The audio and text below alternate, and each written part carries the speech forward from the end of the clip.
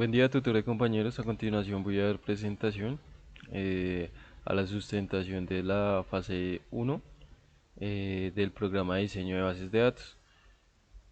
Este es mi documento para corroborar mi identidad. Eh, Mi nombre es Jairo Sebastián Carrillo Reyes, tengo 26 años. Actualmente estoy estudiando ingeniería de sistemas. Eh, Trabajo en bordados y tengo un emprendimiento de un corte láser, y pues por ese lado es en el que me relacionaría en cuanto a las TIC, ya que por medio de redes y Mercado Libre o LX, diferentes plataformas de ventas, eh, comercializo productos que hago en, en corte láser. Ok, para iniciar, nos dicen que el- hablemos de la evolución desde la década de 1960.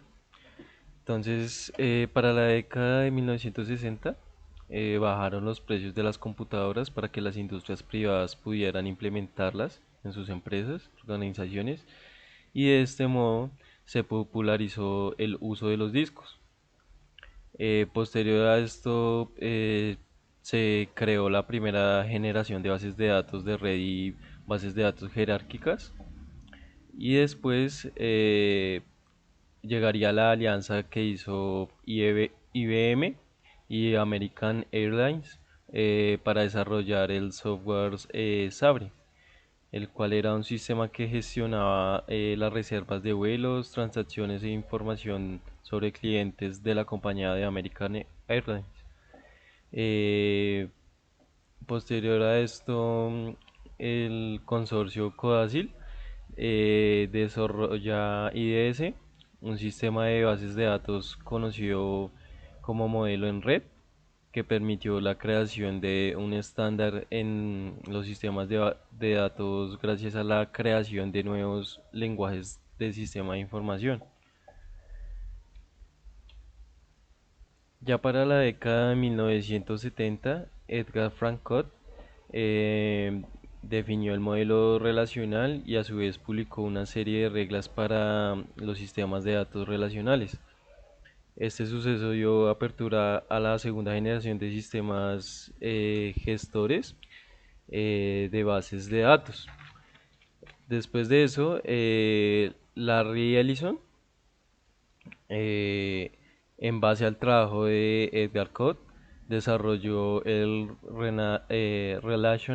Relational Software System, lo que actualmente se conoce como Oracle Corporation, que es una base de datos relacional caracterizada pues por sus transacciones, estabilidad, escalabilidad y multiplataforma.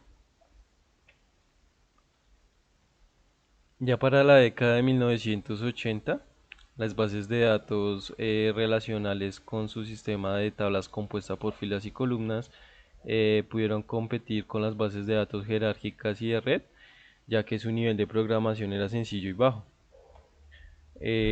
Posterior a esto se iniciaron importantes investigaciones como sistemas de gestión de bases de datos orientados a objetos. Para la década de 1990, eh, en base a las investigaciones de las bases de datos orientadas a objetos, se desarrollaron herramientas como Excel Access, quienes marcaron el inicio de las bases de datos orientadas a objetos, creando así la tercera generación de sistemas de bases de datos. Después de eso, hubo la aparición de el WWW, el World Wide Web, que fue la innovación de la década, ya que facilitaba la consulta en bases de datos. Bueno, en la actualidad hay en el mercado tres bases de datos que dominan, las cuales son IBM, Microsoft y Oracle. Por el lado del Internet, La compañía que tiene mayor dominio es Google, ya que genera gran variedad de información, aunque existen diferentes.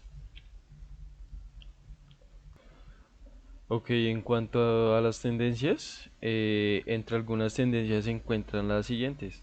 Bases de datos en memoria, que como su nombre lo dice, es una base de datos que almacena la información en la memoria principal para mejorar los tiempos de respuesta. De estas bases de datos optimizan el trabajo relacionado con el procesamiento de consultas. La siguiente es el almacenamiento columnar, el cual almacena los datos en columnas en vez de filas, con el objetivo de escribir y leer datos de manera eficiente desde y hacia el almacenamiento en disco, con el fin de acelerar el tiempo que se tarda en devolver el resultado de la consulta. Siguiente, que es almacenamiento no relacional, que sirve para agregar grandes cantidades de datos y realizar operaciones de búsqueda. Siguiente, que es la nube, que por medio de la nube hay la posibilidad de almacenamiento ilimitado. El que continúa es Appliance.